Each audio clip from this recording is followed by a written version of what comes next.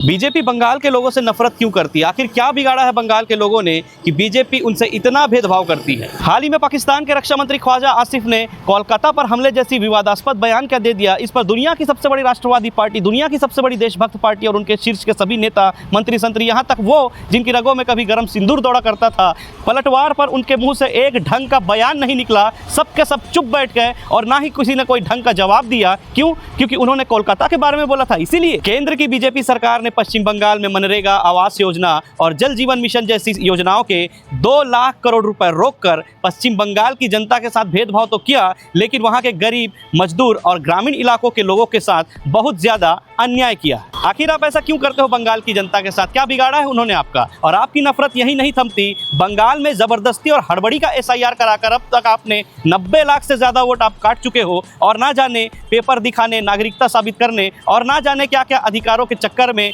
खाली इंसान को वहां के आप दौड़ा रहे हो, मानसिक रूप से आप प्रताड़ित कर रहे हो। पश्चिम बंगाल अपनी संस्कृति, अपनी भाषा के नाम से पहचाना जाता है, लेकिन वर्तमान में अंधभक्तों का कहना है कि ममता बनर्जी के सरकार में पश्चिम बंगाल का माहौल बहुत ज्यादा खराब है। इस माहौल को ठीक करने की जरूरत है। बताइए, जिनके राज में गुजरात जलकर खाक हो गया, जिनके राज में मणिपुर जलकर राख हो गया और आज डबल इंजन छत्तीसगढ़ जल रहा है, पता नहीं कब तक जलेगा, वो बात कर रहे हैं माहौल खराब होने की, वो बात कर रहे हैं माहौल सुधारने की। इतनी बेशर्मी तुम कहां से लाते हो? मुझे क्रेडिट नहीं चाहिए। गोदी मीडिया, आईटी सेल और बीजेपी के प्रचार तंत्र में पश्चिम बंगाल के बारे में कुछ और ही कहानी कही जाती है, कुछ और ही बताया जाता है, जबकि जमीनी स्तर पर, ग्राउंड लेवल पर इसकी सच्चाई कुछ और ही है। ये चाहे जितना भी दुष्प्रचार कर ले, लेकिन पश्चिम बंगाल की जनता को ममता बनर्जी में आज भी अपने राज्य की आवाज और अपनी सुरक्षा दिखाई देती है। बीजेपी का सपना है बंगाल में सरकार बनाने का। सपने देखना कोई बुरी बात नहीं है, लेकिन अपने सपने के लिए बंगाल की जनता के सपनों को तोड़ना ये कहाँ की बुद्धिमानी है? और जब बंगाल के जनता के सपने पूरे नहीं होंगे तो वो आपका सपना कैसे पूरा करेंगे? बंगाल में आपकी राजनीतिक लड़ाई तृणमूल कांग्रेस से है। आप उनसे लड़िए, भिड़िए, जीतिए, जो करना है कीजिए,